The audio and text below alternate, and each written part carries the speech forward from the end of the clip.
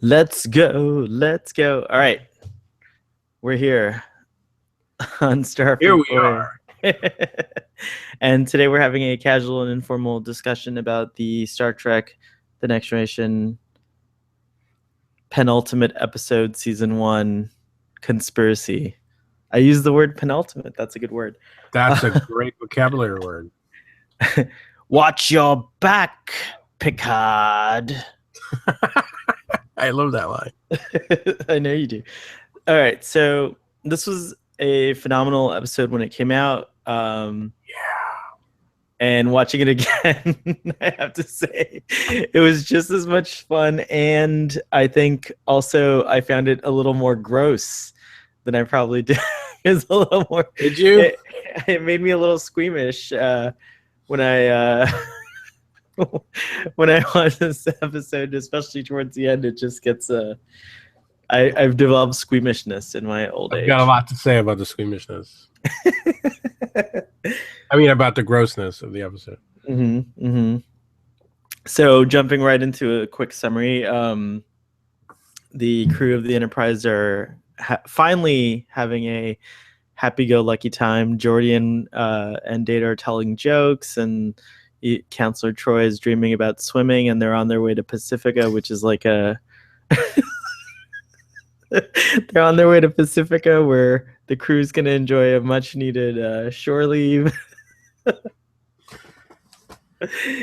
And then all of a sudden we get a message which is encoded 47, code 47. This is like a big deal. You remember what that stands for, Doctor? No. For Captain's Eyes Only. You get a subspace code 47 message for Captain's Eyes Only. The screen, like Picard's sleeping and the screen just like comes down and you see like... Yeah, we wake him up. It's like a special screen with a yellow... Yeah, it's pretty... Yeah. And Can you it's ever see that again? I don't think so. It's very Mission Impossible too, because like the message is not even on the record. Like the computer says this message will not be recorded for future playback. So it's interesting that Starfleet has this function. Yeah.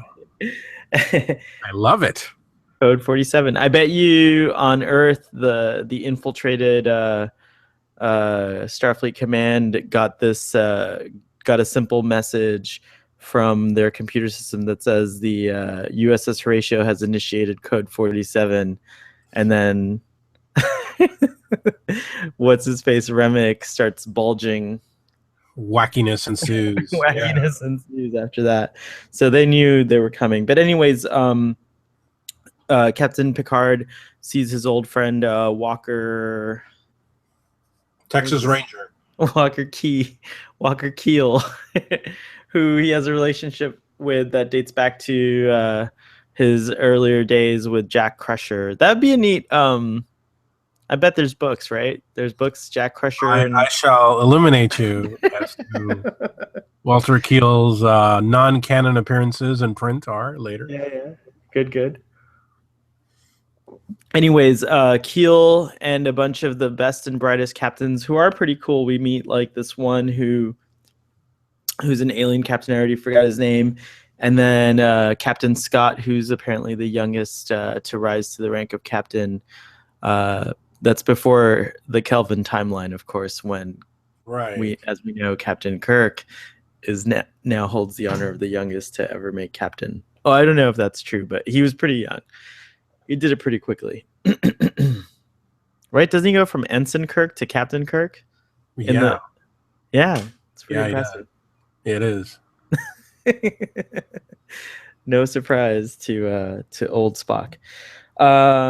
We find out from this group of captains they want to include Captain Picard and let him know that there's a conspiracy that's taken root in the Federation, it seems, and many really talented and accomplished commanders are fallen, which Captain Picard, by the way, was unaware of. Apparently, being on the Being on the Enterprise D is like being on a cruise to the middle of nowhere. No, because... no, there's a reason. Remember, he says that they've been on the outer rim for a while. Oh, that's right. That's right. And if you think about the last couple episodes, I mean, they're always going to a planet where Data Picard will ask Data, when was the last time someone was here? And Data's like, 200 years ago. So right, like out there, yeah.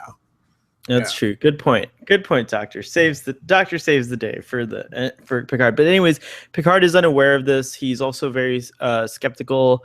But they assure him that something's going on. He goes back to the ship. He has a conversation with Counselor Troy. Decides to keep it from the crew until there's an anomaly or some kind of energy surge detected. When they go to investigate, there's a basically debris of a ship, which we discover is in fact Walker Keel's ship, the Horatio. It's been obliterated. It's just the debris is tiny. It's like hardly anything's left of the ship. Captain Picard's horrified. Obviously, he gets freaked out. He includes Commander Riker in this, and they decide, and also Data, and then they decide that there's enough evidence to go back to Earth and just walk in and ask, "Hey, what the heck's going on? This is really weird." They get to Earth, and they discover that Starfleet has in fact been infiltrated. There's a bunch of like really crazy fight scenes between old people and young people.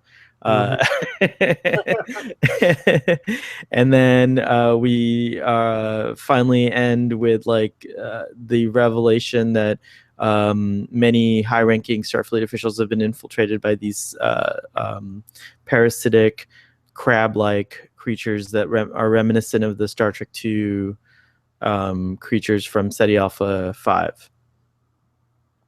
And then anyways, there's a great phaser battle that ensues, and Captain Picard and Commander Riker kill the queen or mother alien, which has been living inside Commander Remick this whole time, and it's just disgusting. And Commander Remick's head explodes, and his body cavity opens up, and this like thing comes out of him, and then they have to destroy that, and there's just lots of blood and grossness. Yeah. And the episode actually ends in a very ominous and kind of cool way, where they just one thing Commander Remick was able to do is send some kind of subspace encoded signal out into toward deep space in uncharted parts of the galaxy, and the episode closes with us hearing the little doot, doot, doot, doot, doot, doot, subspace communication sound, and then a view of like just a starscape. Pretty awesome. Awesome. That was the episode in a nutshell. I think I covered everything. Awesomeness encapsulated. Excellent job as always. That's a really good episode. It's one of my favorite episodes of all time. I love the episode. Do you want to? I could go on for hours. So, well, why don't you go first? Because once I start going, it's.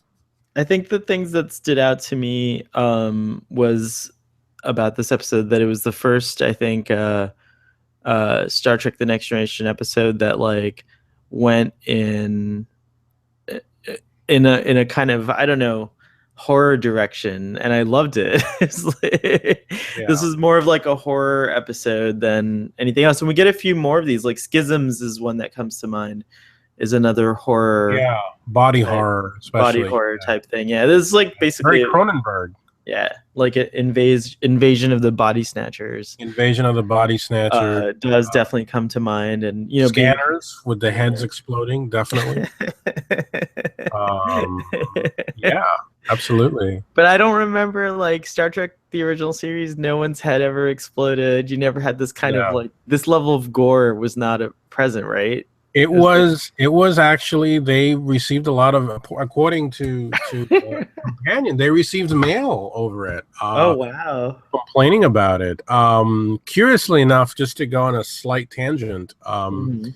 do you recall the science fiction companion series to Star Trek Next Generation in its first 2 years? No.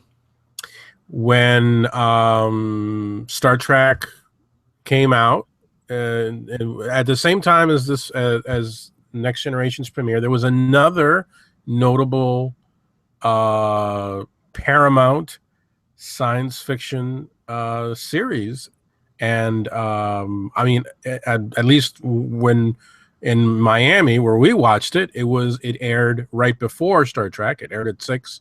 We watched Star Trek at 7, and it was War of the Worlds.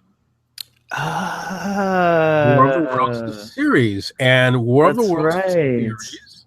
That was a good show. It was a really good show, and it was notable for it being very, very gross and gooey.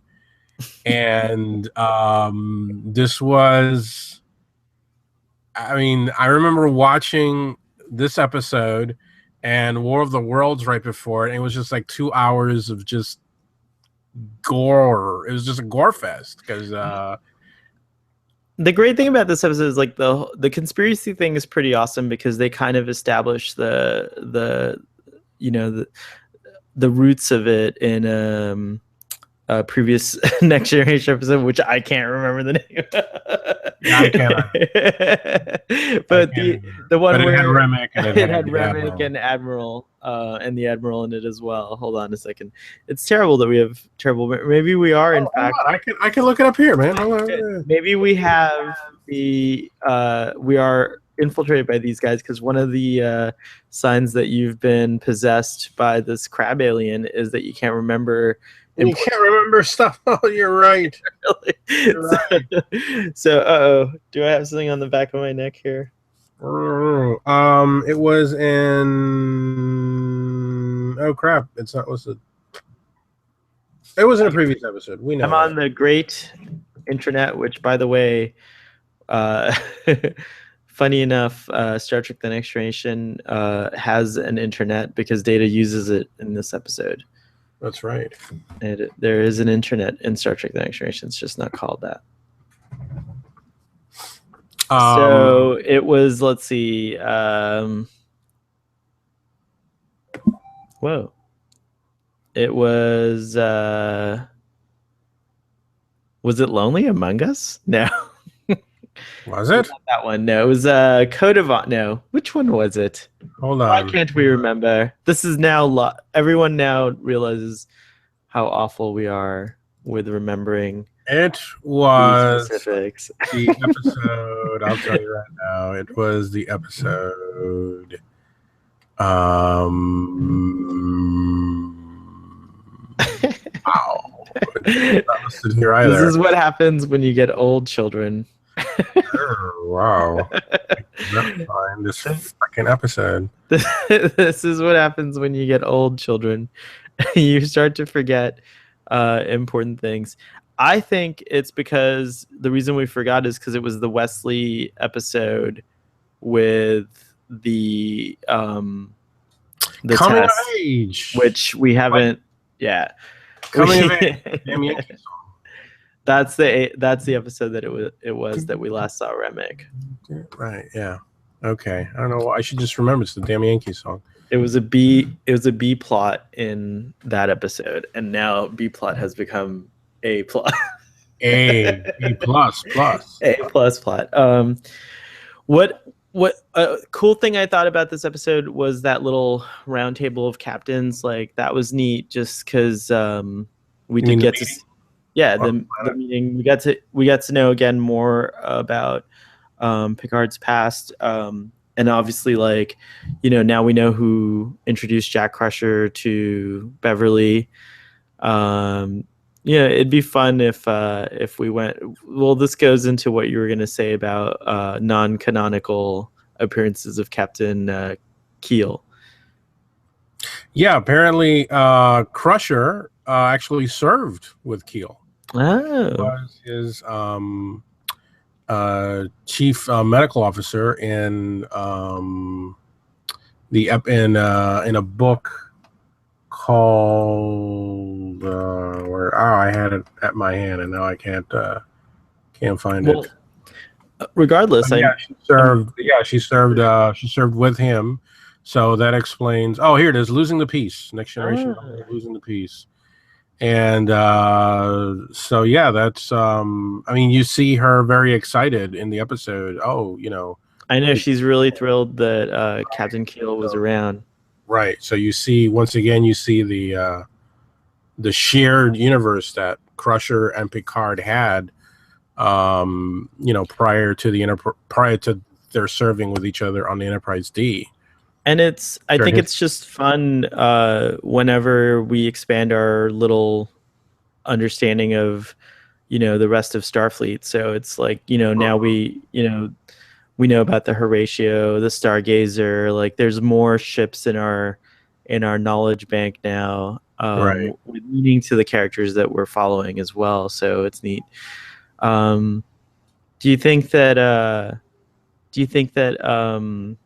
it would it might be neat if in the Kelvin universe, after the original series has kind of expired its stories, if they went and continued into a next generation Kelvin universe next generation. You're being highly optimistic, man. We could actually get Tom Hardy to play Captain Picard as a young man. It's perfect because it's already canon with Shinzon, right? Yeah, okay. All right. Let me just say this episode represents a it's exciting, the episode. I mean, it really, right from the beginning it grabs you. This clandestine meeting of the captains on this out of the way planetoid, former mining colony. By the way, the production design on that. I mean, I know it's just a quick visit to that mining colony, It and had a cool name. but it had a cool name, and it was very moody. It was very, the red. Yeah, The that use was of really red nicely on shot. the Yeah. planet. You'll notice Picard was walking across a plank, and there was, it was over some body of water. It was cool. It was neat. Ditalics B. There we go. Brought to you by the Ditalics Mining Corporation. It's Exactly. true. Yes. And then, the idea of a conspiracy at the heart of Starfleet.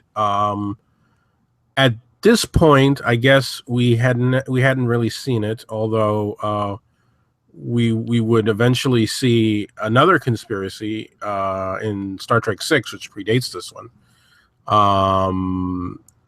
which is, but they weren't under any mind control, alien mind control in that one. But the original plot was actually that there were no aliens. There were Right. no alien parasites. It was actually meant to be a conspiracy at the heart of Starfleet. But according to the book, Gene Roddenberry wouldn't have it. Gene Roddenberry, and of course he objected also. If you and I both recall, he objected to the conspiracy in Star Trek VI. Right. He didn't like that aspect of it. He did not like remember Starfleet. The Federation was always supposed to be, there. It was perfect. The conflict came from out, which is where in that excellent documentary that it's probably still on Netflix. Was it Chaos on the Bridge? Chaos on the Shatner? Bridge. That's the one. Great Very job, good. Mr. Shatner. Yes, excellent Yeah. documentary. I hope he does them on the other shows as well. I know, it'd be pretty cool.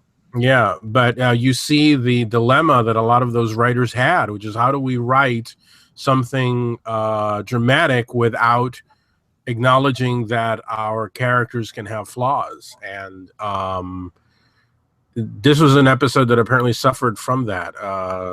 just on a macro level, which is that Roddenberry didn't like the idea of Starfleet being corrupt. But by the same token, he was the one that suggested the idea when it was originally called Assassin. So it was originally was going to revolve around assassination, and he wanted something evoking the movie 7 Days in May, which of course revolves around the Kennedy assassination, which kind of mirrors Star Trek 6 when you think about it.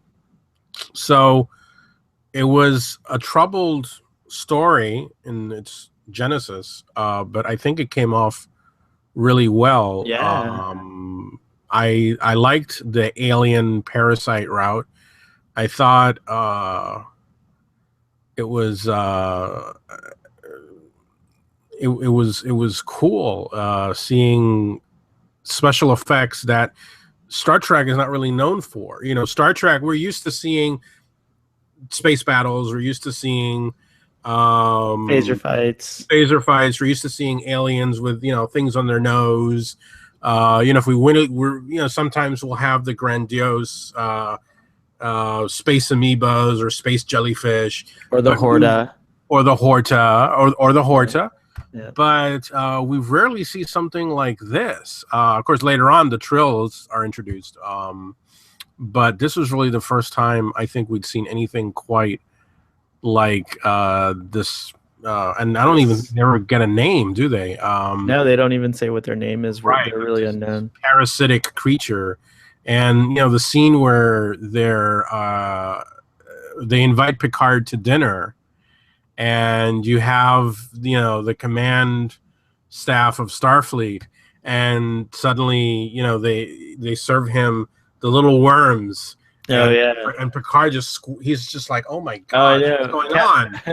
And Stewart did a great job of conveying disgust, because I think horrifying. His facial expressions definitely influenced my disgust. Yeah, and then and credit to Jonathan Frakes' Riker, who, you know, when he arrives on the scene, and you think, oh shit, they got him too. and he's so cocky in the way he's treating Picard, and he even, like, you know, throws his hand into the into the little bowl of the stuff, and he's just taking it out. And even now, even when I was watching it, I was like, wait a minute, what is Riker really under their control? Like, I was still in suspense as he put his hand in there. I'd forgotten. He puts his hand in there. I didn't forget that he was that they were able to put the prosthetic on him. But I remember the first time I saw it, yeah, it was a total, like, oh man, like, you know, Riker is one of them now. So yeah, for sure. You earlier mentioned Mission Impossible, and I think this absolutely captures that spirit of Mission Impossible, which is another Paramount show. And certainly the original series had a few Mission Impossible style episodes, and this one certainly has that that feel with the you know, you feel there's factions, right? You quite don't understand why there are factions. Interestingly enough, they don't really state what the ultimate goals of the aliens are, other than just I don't know, just taking over everybody. I don't know, but it's still very sinister. And I think that these particular creatures inhabit bipedal beings, probably humanoid actually is what they favor, and they've just evolved in this way that, like, they can completely control and take over a humanoid life form. So however it happened, I guess, like, you know, that's the interesting thing about this episode, is that, like, and kind of unfortunate thing about standalone series, you know, episodes in general, is that, like, there's a lot of implications being made as to how these things got here that, like, and I like it because it forces you to use your imagination or delve into imaginative thought, but it's not said explicitly where they came from, but one can imagine that they evolved into this way, and maybe on their home world they live symbiotically like the Trill do with some kind of humanoid um, life form, but some of them have maybe gotten dark or nefarious, and now have realized, oh, we can actually inhabit many different humanoid life forms. Let's inhabit as many as we can. They And said, yeah, what they does say, it sound like? yeah. they said that they have a flair for the theatrical, much like humans do. So there's like these establishments of a culture and like a kind of there is a little depth, a little hints of intrigue about this species given, but ultimately we know nothing about them, and that's kind of sad. I wish that Star Trek: The Next Generation had returned to them, but maybe the reaction is what caused the showrunners to decide, let's just leave this one alone. Well, as that documentary that we watched on Netflix shows, there was a high turnover rate Mm-hmm. in the first 2 seasons. So I think there was just no how do I say it? There was no like institutional memory. Right. By the time everything settled down, there was nobody sitting around saying, "Hey, remember that episode we did?" Because really, nobody was around who had been very close to that story. You mentioned the Trills, and actually, there's a book. Of course, this is a book, so take it as you will. But there's a book about Dax, the many lives of Dax, and it actually states that these aliens, these parasitic aliens, are an offshoot of the Trills. They're actually sort of just as what the Romulans are to the Vulcans, these things are to the Trills. And so there's been for many years, there's been a secret war between the Trills and these guys. And they even work in somehow that bringing Bajor into the Federation was like one of the chess pieces. It's like this elaborate game, like you said, that's being played. I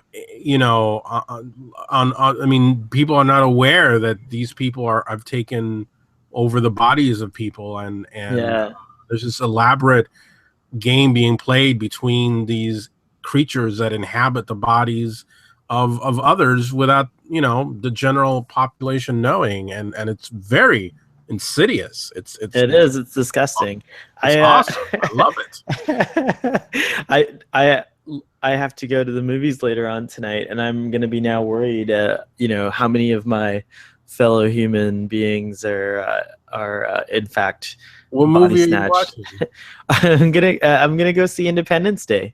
Oh, we got to talk about that. We got to talk about it with Brent Spiner. We can talk about it. Yeah, we can actually talk about it. Yeah, Dr. Oken. Dr. Oken, yes. I also crap, I was gonna say something. I've always thought that this should have been the season finale. But it was not. It was not. And in my head, and for many years, I was convinced. I convinced myself this was the season finale, because I just thought the ending, like you said, that message being beamed out is so ominous, and it's such a great way. I love it. It's funny. For a long time, I actually thought that was the end of the season as well. It is a pretty epic episode in that way, that it definitely stands out as a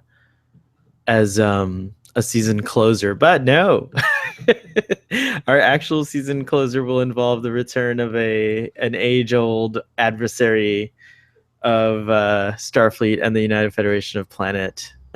And that's going to be what we talk about next. I thought another interesting thing was how, like, we find out a lot about Federation and Starfleet and the relationship of that, if for people who are interested, like for example, we think of Starfleet because we happen to be following a story on a vessel that's part of that has Starfleet members serving on it, but the USS Enterprise is in fact a Federation ship. And so what is the Federation, right? The United Federation of Planets is basically modeled after the United States of America, in my opinion. I think it's just like Not the United Nations? or the United Nations, but like I think on a more intimate level in terms of how it like functions with governors.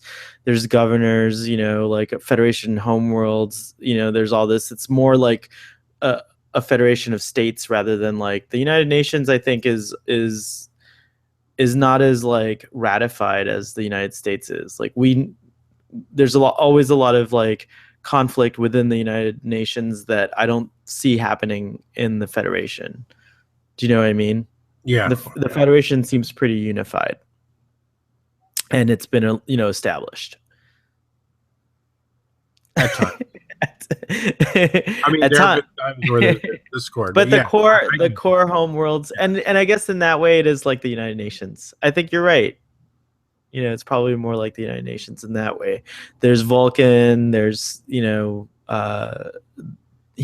Terra, Andorian, and I forget what the other main home world that establishes the United Federation of Planets is. But then there's like many other Federation worlds that benefit from this like coalition. Mm-hmm. And the Federation much espouses the tenets of democracy and democratic type of life, and it resembles a republic in many ways as well. And I thought it was interesting that when the Enterprise comes home, by the way, beautiful shot of the Enterprise D approaching the Earth over the moon in that one scene. But I thought it was interesting that Captain Picard mentioned that it's very rare for a Starfleet ship to return home to Earth. Like it's so it tells you it's a lot like how Rome didn't actually, the military, the might of Rome rarely ever set foot inside Rome itself. Right. And it kind of echoed that for me, and I thought that was interesting, and it had like a dimension like that to it. You're right. It was that line of that dialogue helped convey the fact that this is a really big deal for the flagship of the Federation to suddenly heads back to home base, as it will. We certainly never saw on the original show, we with the exception of the time travel episodes, we never saw the Enterprise return to Earth, right? As far as I know. I mean, we did in the movies, of course, but we never saw the Enterprise during the course of the series. And these things are meant to be out there. I mean, he says it. He's been on the outer rim. They're at the edge of the known universe. So, which of course does beg the question. There is a slight. I forgive it, but it should have taken a while for the Enterprise to get back home. Don't you think? It's the episode makes it seem like it didn't take that long. I don't care. I love it. But it seemed like it was like, it's weird because you're absolutely right. There is a discontinuity there, and I guess it's Deus Ex Machina here. We'll have or something like that. Time constraints of the episode. I mean, yeah, sure. It takes I think 7 months at high warp just to get to DS9, and the Enterprise is supposed to be out in that area. So yeah, technically it should have taken them probably like 2 months at warp 9, sustained warp 9. And could they really sustain warp 9 for 2 months? Yeah, the ship's designed. Voyager's designed to sustain warp 9 for I think an indefinite period of time. Okay. Yeah. So these ships are designed to sustain. Wise to do so? I mean, wait, that's the question. But in an emergency, well, it kind of explains a lot now because Earth seems to never be protected. And now we know why. Starfleet vessels rarely come home to Earth. We've had many conversations They're about all out there. They're like so. But yeah, it just seems like it took them at most 2 or 3 days to get home in this episode. Another moment that I loved is Data on the computer. Oh yeah, where he starts talking to himself and he realizes that he's talking to himself for the first time. But the computer responds in the first person. Oh. You realize? No, I didn't remember that. Yeah, because remember the computer basically tells Data to shut up. Which is never, and I don't think the computer ever does that again. That's I mean, the funny. computer never thinks of, you know what I'm saying? Like, yeah, I totally didn't catch that. That's amazing. Even the computer's like, shut up, Data. I thought that was hilarious. I loved it. I thought that was a great moment. And again, Brent Spiner's mannerisms are awesome. He's starting to become the Data that we know. He still does a few weird things here and there. Like Data does these strange expressions in season 1 sometimes where like where you think it's like, whoa, Data never does that expression again. And there and it's like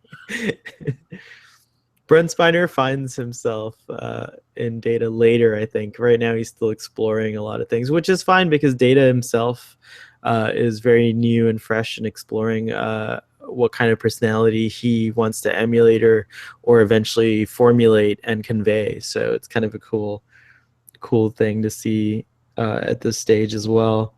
I like the I mean, I just thought the ending was plain gross. I just can't. It's like appetite. You're gonna lose your appetite if you. Some of us. I love it. It's. I don't know how younger fans would react to it. I mean, I know at the time I thought it was really cool. Rewatching it now, the effects. They hold up. I mean, they're fine for me. I like puppets and stuff. I mean, but I mean, it is Doctor Who-y in a way. It is Doctor Who-ish in that, you know, you can clearly see that it's a hand puppet and you know, it's like the and you know, when the little creature is crawling up the guy and then he swallows the thing. I mean, it's like I mean, like you can look at it and you clearly see what the processes are that they're using. Yeah, but the Remick prosthetic is still creepy. I mean, like that is very good. The neck thing still held up. It was a lot better than the prosthetic that they used for Admiral Jameson in that episode. He's sitting in his chair, isn't he? Right, it's true. So he's sitting in James's chair. It looks like the chair without the cover. It's true. You're right. Now, let me ask you again. I know I asked you this when we saw you could consider the first part of the episode way back in Coming of Age. Do you think, and you know, trying to, I mean, I know I just said that it wasn't meant to be that with aliens. Do you think the episodes sync well? Do you think was Remick and what's the Admiral's name? Oh. Okay, was the Admiral and Remick under the control of the aliens when they came aboard the Enterprise? Admiral Quinn. Were Quinn and Remick looking for the conspiracy, or were they already part of the conspiracy? I remember having this discussion with you, and I think I was on the side of that they may have already been part of the conspiracy. Yes, that's what you said at the time. But watching this episode, I'm still unsure. But based on Captain Picard's reaction to Admiral Quinn in this episode, I think that should be a marker to establish that Quinn, at least, Remick unknown, but Quinn at least at that point had not been converted by these aliens. The reason I say Remick unknown is he's the host of like the Mother it's to me that says like he may have been the first one to be infected. You know, because like I don't know, it doesn't make sense. Like it seems like she births these little guys, and they live in. There were like 50 when he explodes in this episode. 50 of those little ones come out, and then you have this like freakish head thing, uh, like come out of him. So it makes me wonder. It begs the question: was Remick in fact the mastermind infecting key people at different points? And so but acting as the attaché to this admiral. And so finally, after that situation, he decides to convert the admiral after that. So Remick was using his position as an attaché to Remick, perhaps influencing him and saying, "Hey, I'm finding these patterns," using the excuse of let's investigate to actually take people over. Because when Picard was meeting with the other captains, remember, I think it was Keel said, "I think my first officer has been infected. Something's off with him." Right. So maybe Remick maybe they'd done that whole investigation on that ship, and Remick had gotten to the first officer. Right. But he wasn't able to get to anyone on the Enterprise for whatever reason. Or if he did, that person is now been found out. Like, what if he got to like an ensign, or like it isn't clear. Maybe he got to Tasha and Tasha's dead. Oh my God. That would be a thing. Wow. Conspiracy. Watch your back, Picard. Watch your back, Picard. Yeah, maybe Armis did the crew a favor and offed the one traitor on the ship. Believe me, I've done you a favor by killing Tasha. I don't know.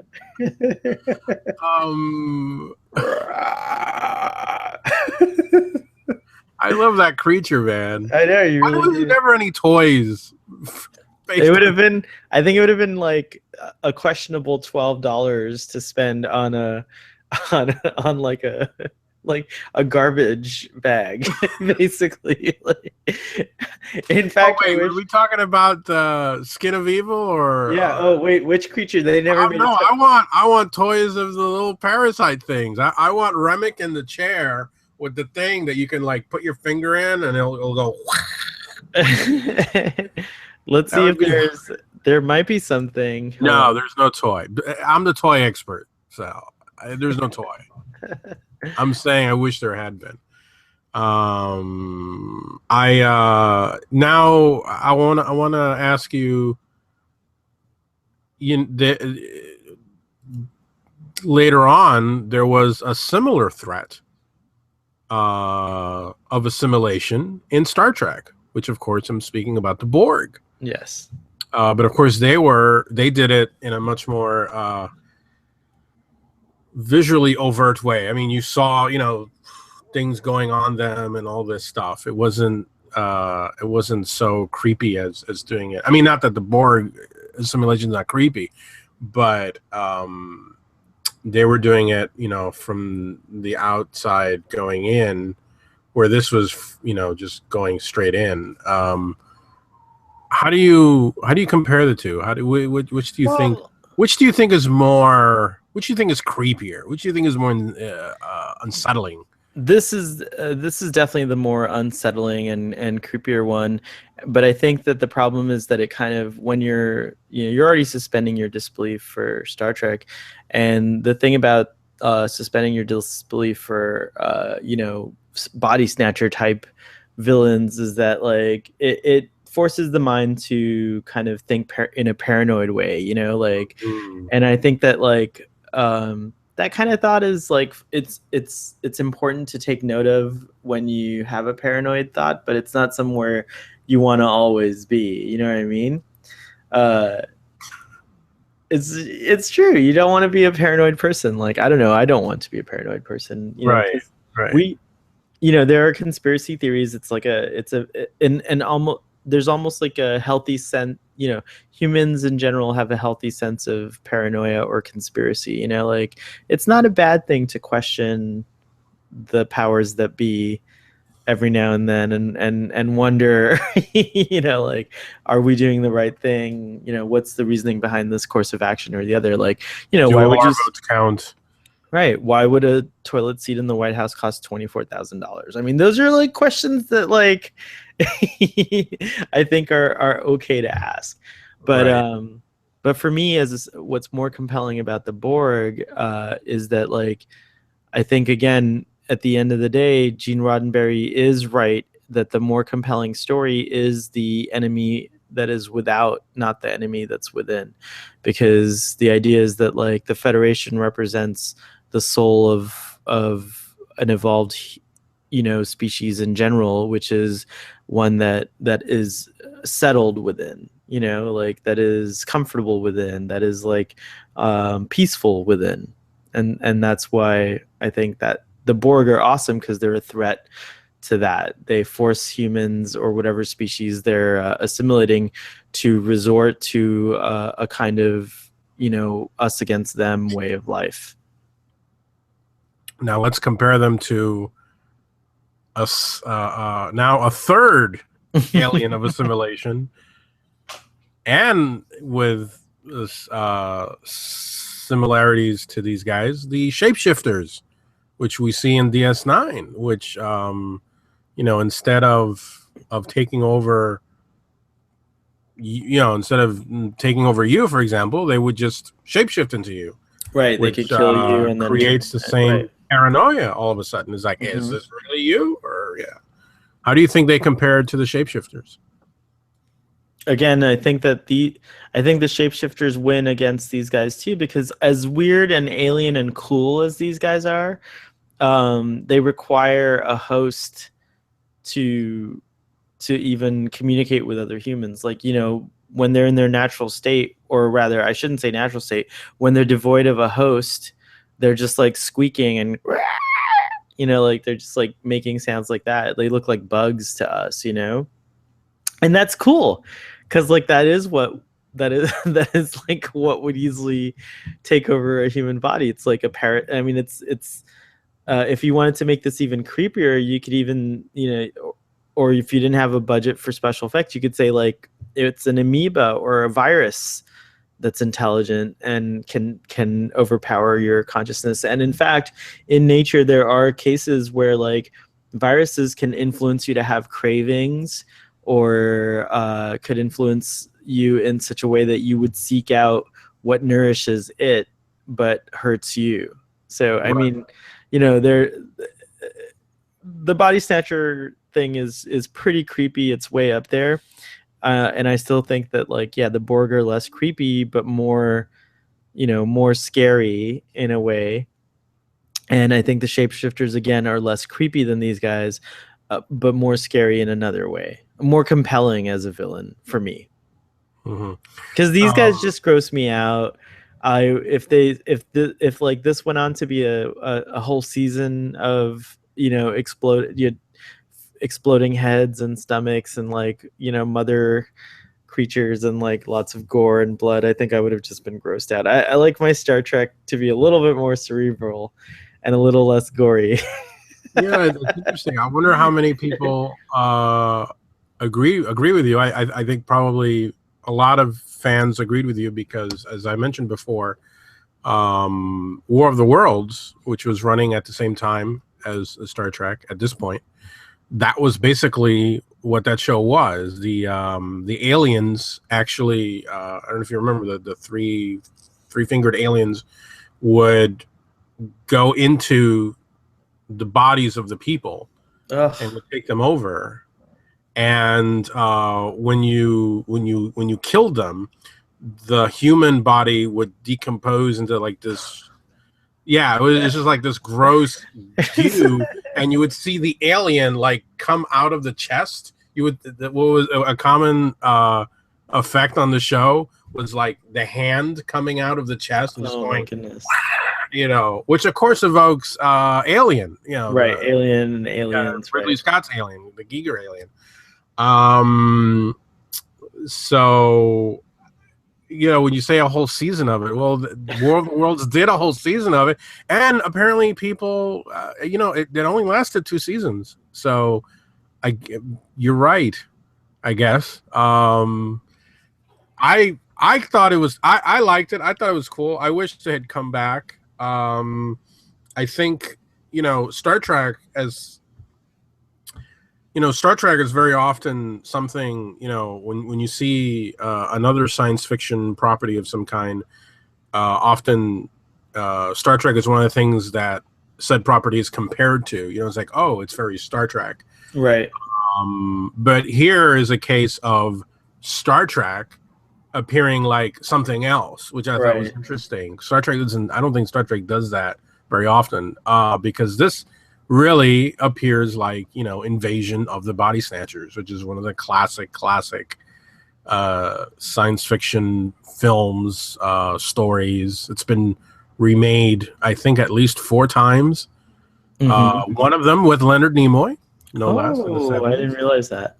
Yeah. The original is like the 60s. It did in the 70s. I think it was one of the movies that he said, I'll do Star Trek 1 if you give me the Brent Spiner deal that that Brent Spiner got later on. Same thing.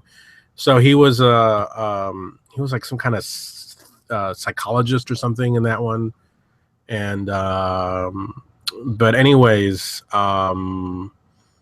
this episode just reminded me of Invasion of the Body Snatchers, Alien, Scanners, which is another great science fiction movie.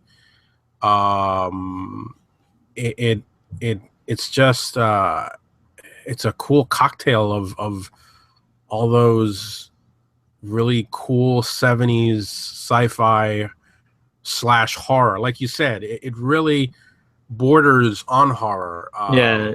And it's cool.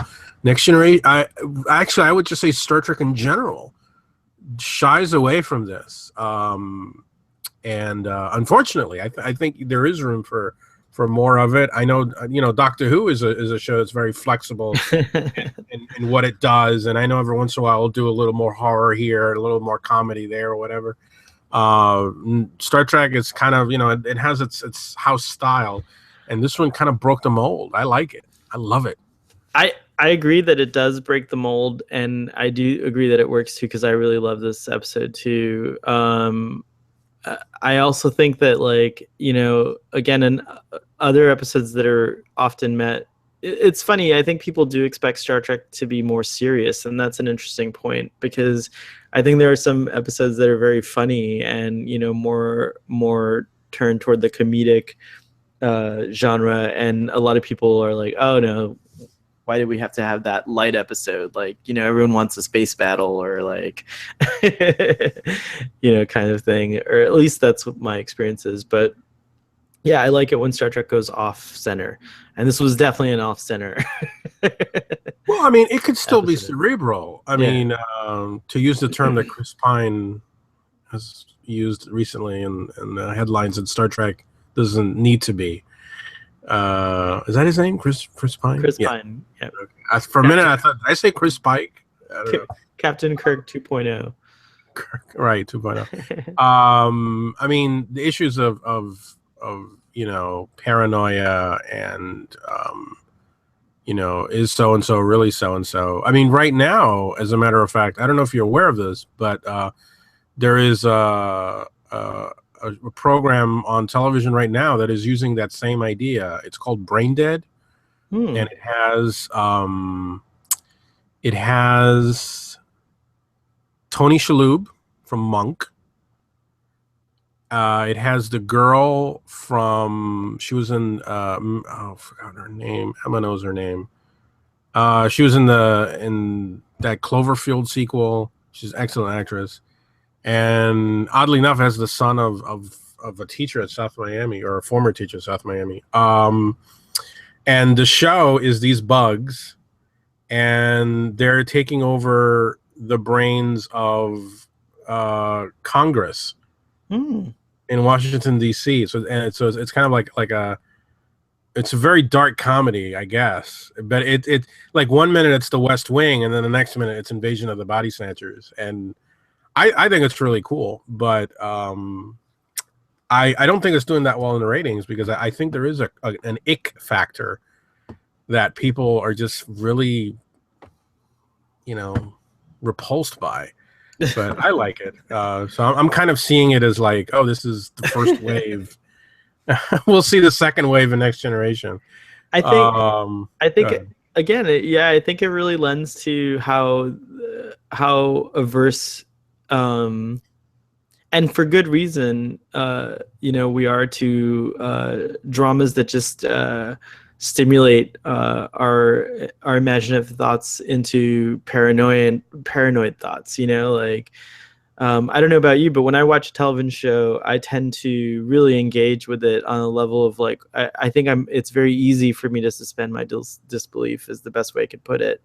And so I get really caught up in it. And it's like, I don't know if I can handle a whole season of icky, gooey, gross shit. Cause like, I would feel like these things are inside my own brain eating away at my brain, and that could be happening because we could eat the wrong kind of meat, and a parasite can go into our actual brains and eat us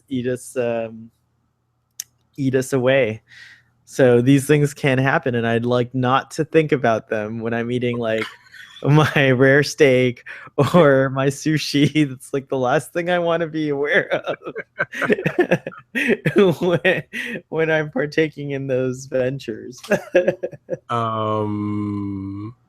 We haven't, and you actually called it in your intro, one of the great phaser battles, I think. We haven't talked about that phaser battle at the heart of Starfleet Command, no less. It was really awesome. Yeah, phaser's set to kill. Everybody dies. There's a lot of death. There's a death count in this episode. Love it. And exploding heads, and that's an interesting thing too. Apparently, these creatures somehow are able to fortify a human and make them stronger. Because Quinn threw Worf. Worf, yeah. Now it's just you and me, Klingon. Worf is all like, bring it on. And he just throws him like a rag doll. Well, he throws Geordi and breaks the doors. And Riker. And then Riker. And who is there to save the day? Dr. Crusher. Thank you. Packing a phaser. I was like, yes. I'm telling you, man, she would have made a great captain on our show. I agree. Yeah, I thought it was great that I don't know why Crusher was packing a phaser. I mean, she's the last person you would expect to be packing a phaser, but she was, thank goodness. She knows what to do. She knows what to do, man. No, she knows. She knows her shit. Now, I don't know. If I'm wrong, please correct me, but is Troy in this episode? Yes. She is. Remember I talked about her in the beginning? No. Wait, am I getting confused? No, you're confusing it with We'll Always Have Paris. I don't think she's in this episode. No, she is, because you almost made me... You confused me, Doctor. What is the Troy scene? I did talk about this, where Captain Picard, when he learns about the conspiracy, the first person he talks to about it is Counselor Troy. Oh, and and she's wrong, isn't she? Isn't she like? No, she's the one who says maybe you should talk to the rest of the crew about it, and he decides not to. And it wasn't until the Horatio was destroyed that he decides to clue Riker in. Okay. It's kind of messed up because Walker Keel says, Texas Ranger. Walker Keel, Texas Ranger captain, says to Picard, "Give my regards to Beverly," and he never does. Remember in that scene where no, right, because he's right. But he's like, Yeah. there Well, wasn't time to see. I hope he did later. If not, I'm sure. No, I'm sure he did later. I'm not trying to stir some trouble here between Captain Picard. Although Troy might do it. Yeah. Oh, this is the first time we see Starfleet Command on screen, right? Is it the whoa, I'm suddenly blown out. Yeah, you're like the Armagosa star system has just exploded and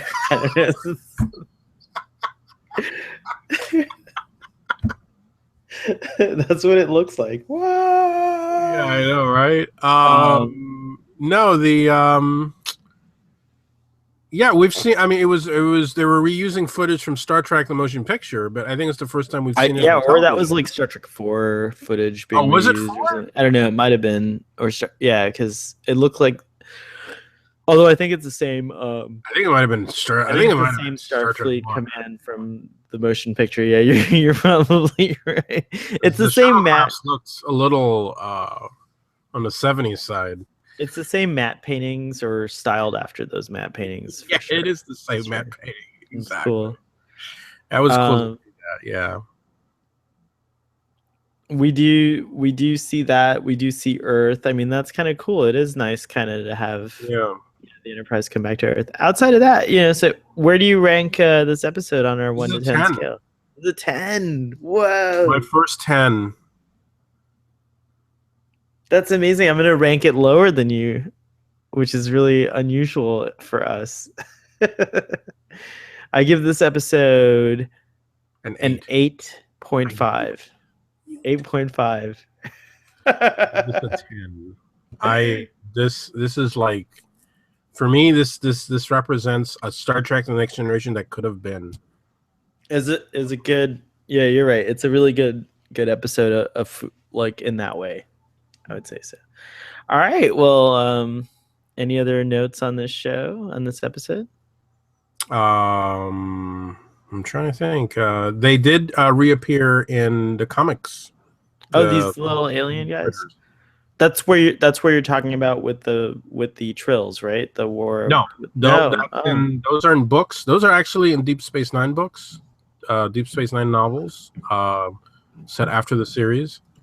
And but no, apparently there's a comic, and it's I haven't read the comic, but Geordi is on the cover and he's holding one of the little bugs, like if he's gonna eat it. Ooh. So, I don't know what's going on there, but yeah, they do appear in the comics and they appear in novels. And actually, let me ask you, would you ever want to see them again?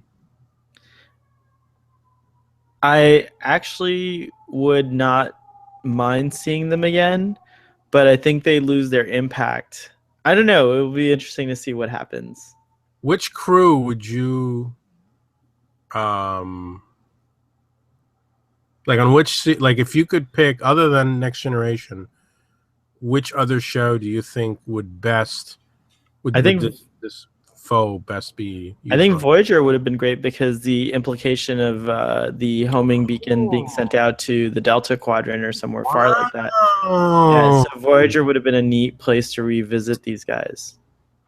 If they didn't do, I don't know. I didn't really complete Voyager, so I don't know if they ever revisited them in Voyager. But no, they didn't. But that's a hell of an idea. There you go. Oh, too late though. Cool. I agree. I have to admit, I agree. Nice. That would have been cool. That would have been really, really cool.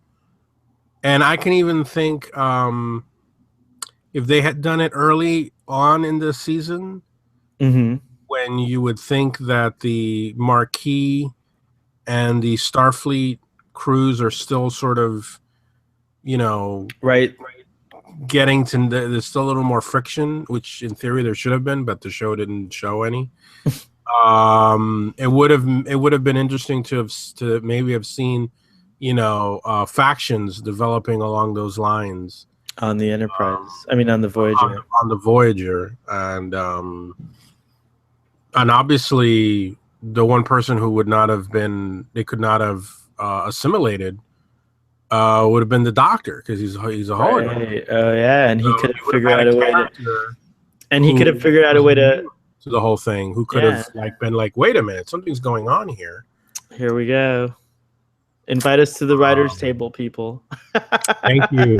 There we go. The writers' table. That's See how what's up. quickly we just shoot them out. It's like Shoot him out. Well, that was good. So I will say thank you again. The next time we see each other, we will be wrapping up our journey in season 1 with the final episode called The Neutral Zone. Yes, you're right. Live long and prosper, Doctor. Live long and prosper.